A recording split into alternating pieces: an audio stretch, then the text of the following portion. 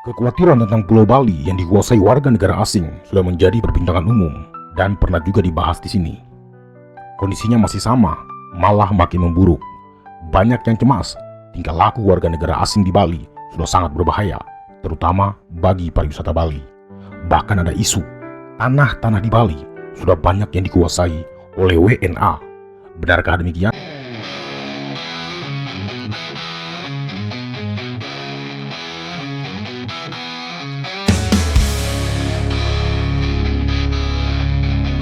Ketika kita bicara Bali, kita bicara sebuah pulau yang sekitar 70% ekonominya ditopang oleh pariwisata. Dari sektor ini melahirkan berbagai varian bisnis yang bisa menghidupkan sektor-sektor lain. Di satu sisi, ini juga bisa menjadi bencana, karena sebagai tulang punggung ekonomi, jika pariwisata terganggu, akan sangat berdampak pada semua sektor. Analoginya, seperti butterfly effect. Pariwisata bukan hanya tentang infrastruktur, karena kalau kita bicara soal infrastruktur, pariwisata Bali sudah establis. Infrastrukturnya sudah kelas dunia, tapi pariwisata juga tentang branding. Pariwisata sangat terkait dengan citra, dan citra bisa dibentuk oleh isu. Sebagai bagian dari Indonesia, maka apapun yang terjadi di Indonesia, atau isu apapun yang terkait dengan negara ini, akan selalu berdampak pada pariwisata Bali. Yang agak konyol, beberapa waktu lalu, mungkin teman-teman masih ingat, ketika rancangan undang-undang KUH Pidana menjadi polemik dan diberitakan oleh media-media internasional, jumlah kunjungan wisatawan yang ke Bali menurun secara signifikan. Mereka khawatir karena isunya aturan pidana yang baru itu bisa menyasar turis asing yang bukan suami istri. Entah dari mana isu itu, poinnya pariwisata sangat rentan dihancurkan oleh isu. Pemerintah Provinsi Bali menyadari hal ini. Bagaimana satu isu bisa mengganggu ekonomi di Pulau Bali. Beberapa kasus yang melibatkan turis asing sebisa mungkin diredam oleh pejabat lokal karena mereka tidak mau itu menjadi isu besar. Seorang aktivis lingkungan di Bali bahkan mengakui sendiri dalam beberapa kali pengawalannya terhadap proses deportasi warga negara asing bermasalah, dia sempat dihalang-halangi oleh oknum-oknum yang berkepentingan. Terus kita menindak WNA, misalnya melakukan proses deportasi, mendukung imigrasi ataupun kepolisian memenjarakan si WNA, mendeportasi si WNA, ditentang sama oknum-oknum pejabat. Nah, buat Mbok kan alasannya kan cuma satu. Itu bisa dimaklumi karena ada kebutuhan untuk menjaga citra positif pariwisata Bali. Selama ini, Bali dikenal dunia bukan saja tentang alamnya, tapi juga masyarakatnya yang ramah, terbuka, dan sangat menghormati pengunjung. Wisatawan nyaman di sana. Di titik inilah terjadi tabrakan antara menjaga citra Bali yang ramah dan terbuka berseberangan dengan berbagai pelanggaran hukum yang dilakukan oleh warga negara asing. Situasi ini memang dilematis bagi pemerintah Provinsi Bali. Ketergantungan pada sektor pariwisata membuat Bali harus berhati-hati, dan itu juga dirasakan di level nasional karena bagaimanapun juga sektor pariwisata adalah penyumbang devisa paling banyak setelah migas, dan Bali memberikan 50% pendapatan pariwisata nasional. Totalnya sekitar 30-40 triliun, bahkan pernah mencapai 70 triliun per tahun. Dengan uang yang beredar begitu banyak, wajar jika pemerintah pusat juga punya kepentingan di Pulau Bali. Bali adalah ikon pariwisata Indonesia dan pernah dinobatkan sebagai destinasi wisata populer dunia. Bali dikenal bukan saja karena keindahan alamnya atau pantainya yang eksotik. Keunggulan Bali adalah pada budayanya. Jika kita bicara budaya klasik Nusantara, ya Bali.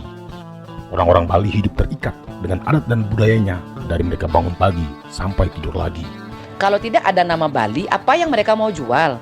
Ya. Yang mereka mau jual itu adalah eksotismenya Bali, masyarakatnya yang ramah, ada tradisi budaya yang dijaga setiap saat dari baru bangun sampai kita mati kita jaga adat dan tradisi budaya kita, dan itu digunakan sebagai budaya adalah bagian dari hidup mereka, dan itu organik.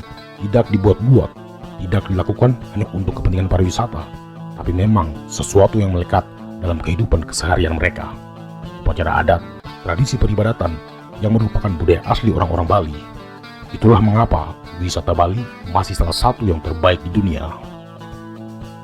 Dalam konteks diplomasi budaya, Bali memperkaya citra keindonesiaan kita. Seperti kita tahu, banyak sekali orang-orang luar negeri menganggap Indonesia sebagai negara Islam karena 86% populasi kita mayoritas muslim. Dengan adanya Bali, menunjukkan kepada dunia bahwa negara ini bukan negara yang identik dengan satu agama dan tidak hanya mengakui agama-agama Abrahamik, tapi juga mengakui dan memberikan ruang agama Hindu Bali yang kental dengan kenusantaraannya. Bali membuka sisi lain tentang Indonesia, tradisi mereka, budaya mereka yang sudah mendunia, memperlihatkan bahwa negara ini adalah negara demokratis yang kaya dengan muatan-muatan lokal ketimurannya. Di sini kita bisa lihat bagaimana negara menggunakan budaya untuk mempengaruhi persepsi internasional dan hubungannya dengan negara-negara lain. Bayangkan, di dalam negara yang mayoritas muslim, tapi budaya Bali tetap hidup dan lestari, bahkan dipromosikan oleh negara sebagai salah satu ikon kebudayaan kita. Itu memperkuat fleksibilitas negara ini dalam hubungannya dengan negara lain. Makanya jangan heran, beberapa forum internasional sering diadakan di Bali, seperti Bali Demokrasi Forum, Annual Meeting IMF dan Bank Dunia, atau yang terakhir, pertemuan G20. Salah satu provinsi di Indonesia dengan perputaran mata uang asing paling banyak itu di Bali. Tahun 2023, angkanya mencapai 13 triliun. Pulau ini memang sudah menjadi pulau internasional. Dari situ, orang-orang banyak yang merantau ke Bali, bukan saja dari dalam negeri, bahkan yang dari luar negeri. Mereka masuk dengan visa turis, tapi bertujuan untuk mencari pekerjaan di sana. Dari pekerjaan kasar sampai pekerjaan high skill.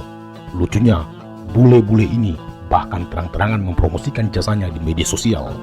Padahal jelas, Undang-Undang Nomor 13 Tahun 2003 tentang Ketenagakerjaan menyebutkan bahwa penggunaan tenaga kerja asing di Indonesia itu sangat selektif.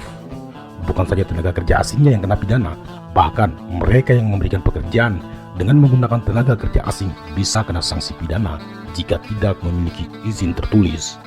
Masalah tenaga kerja asing di Indonesia memang secara hukum regulasinya belum komprehensif, karena pada dasarnya kita belum berada di posisi seperti Malaysia atau Australia yang punya pengalaman dalam soal-soal tenaga kerja asing.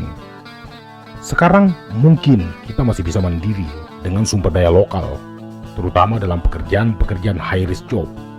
Tapi kita juga perlu melihat kemungkinan, siapa tahu tiba-tiba terjadi ledakan ekonomi dan mendadak kita kebanjiran tenaga kerja dari luar, sementara aturannya belum banyak yang kita persiapkan. Masalah turis yang bekerja di Bali memang masalah serius jika tidak di-manage dengan baik. Dalam 10 tahun ke depan, bisa saja bahkan asisten rumah tangga di Pulau Bali adalah orang asing. Apalagi warga negara asing di Bali juga banyak yang tidak tertib. Jika kita percaya bahwa pariwisata Bali sudah level internasional, maka seharusnya kita juga tidak perlu ragu untuk menertibkan WNA-WNA yang bermasalah. Bali harus percaya diri bahwa pulau itu tidak butuh turis-turis yang tidak tertib. Bali bahkan harus lebih eksklusif. Hanya karena mata uang mereka lebih tinggi, bukan berarti mereka bisa seenaknya merusak wajah Bali dengan berbagai pelanggaran hukum. Ramah kepada turis sangat penting, memang, tapi penegakan hukum jauh lebih penting. Kemudian, isu soal tanah-tanah Bali yang dikuasai oleh warga negara asing misalnya. Beberapa waktu lalu muncul sebuah peta yang menandai Little Moscow di Pulau Bali. Apakah seburuk itu kondisinya? Regulasinya jelas, warga negara asing tidak diperbolehkan untuk memiliki tanah di Indonesia, dan itu diatur dalam Undang-Undang Pokok Agraria tahun 60. Pasal 26 ayat 2 menyebutkan, setiap jual beli, penukaran, penghibaan, pemberian langsung atau tidak langsung, memindahkan hak milik kepada orang asing batal demi hukum, dan tanahnya jatuh kepada negara. Poinnya, warga negara asing dilarang memiliki tanah di Indonesia. Namun itu bukan berarti mereka tidak bisa mendapatkan akses tanah. WNA bisa mendapatkan akses tanah dengan cara pertama, menggunakan hak guna usaha atau HGU, memiliki hak guna bangunan atau HGB, mengurus izin hak pakai, atau bisa juga dengan sewa menyewa. Masalahnya, HGB, HGU, atau hak pakai ini persyaratannya tidak gampang.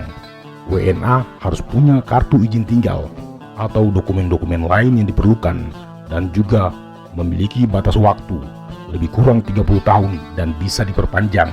Itu pun harus melibatkan Badan Pertanahan Nasional. Artinya, negara hadir di situ.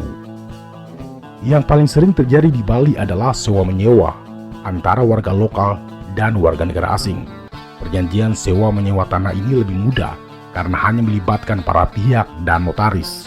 Sepanjang perjanjian itu memenuhi syarat perikatan dalam pasal 1320 KUH Perdata, maka perjanjian itu sah dalam hukum.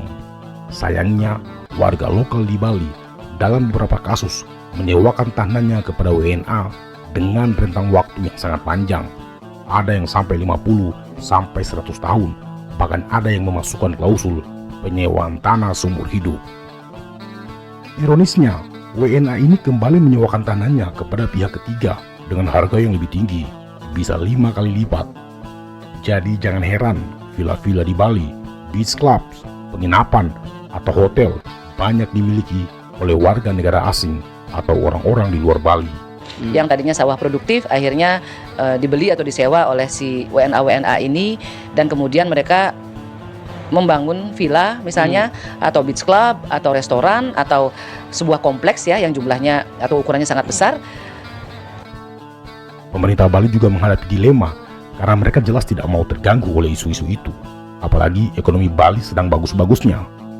Tahun 2023 pertumbuhannya sangat impresif, 5,71%. Ini melampaui pertumbuhan ekonomi nasional yang hanya 5,05%. Tentu saja pemerintah Bali perlu memikirkan strategi yang tepat, menjaga pertumbuhan ekonominya, menindak turis-turis bermasalah tanpa mengubah wajah Bali yang ramah dan berbudaya. Tanah-tanah di Bali yang disewakan kepada warga negara asing memang menjadi satu masalah yang juga membuka ruang kosong dalam sistem hukum kita. Misalnya, tidak adanya ketentuan yang jelas soal durasi waktu sewa-menyewa dalam hukum. Ini memberikan ruang adanya klausul seumur hidup di dalam perjanjian sewa-menyewa tanah di Pulau Bali. Pasal 1548 KUH Perdata menyebutkan, sewa-menyewa adalah suatu persetujuan dengan mana pihak yang satu mengikatkan diri untuk memberikan kenikmatan suatu barang kepada pihak yang lain selama waktu tertentu. Apa yang membingungkan di situ, yaitu kalimat selama waktu tertentu. Kalimat ini kurang efektif dan tidak jelas.